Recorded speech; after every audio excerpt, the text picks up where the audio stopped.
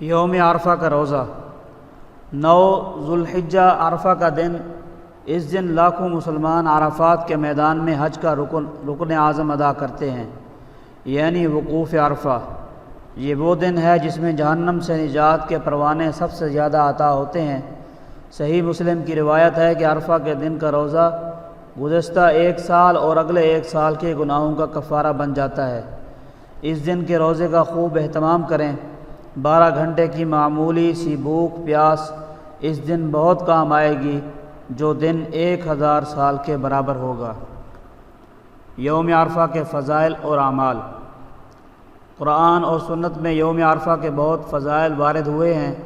اہل علم نے اس بابرکت اور عظیم دن کے 13 خاص فضائل لکھے ہیں، جن میں یہ بھی ہے کہ یہ جہنم سے آزادی پانے کا دن ہے۔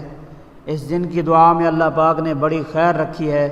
یہ وہ دن ہے جس میں دین مکمل ہوا اور نعمت پوری ہوئی۔ الیوم اکملت لکم دینکم، کیا معلوم آئندہ ہمیں یہ دن نصیب ہو یا نہ، اس لیے غنیمت سمجھ کر اس دن کو کمانے کی کوشش کریں۔ رات کو تہجد، کچھ نوافل و دعا، پھر سحری کھائیں۔ اذان ہوتے ہی مسجد، تمام نمازیں تکبیر اولیٰ کے ساتھ۔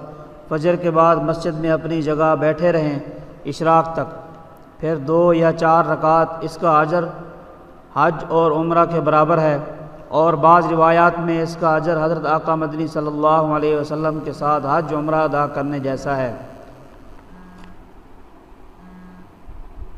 دوپہر کو ظہر کا وقت داخل ہوتے ہی صلاۃ التسبیح، سارا دن ذکر، تکبیر، تلاوت، صدقہ، روزہ اور دینی کام میں گزر جائے، اور شام کو افطار کے وقت گرم آنسو اور دعا۔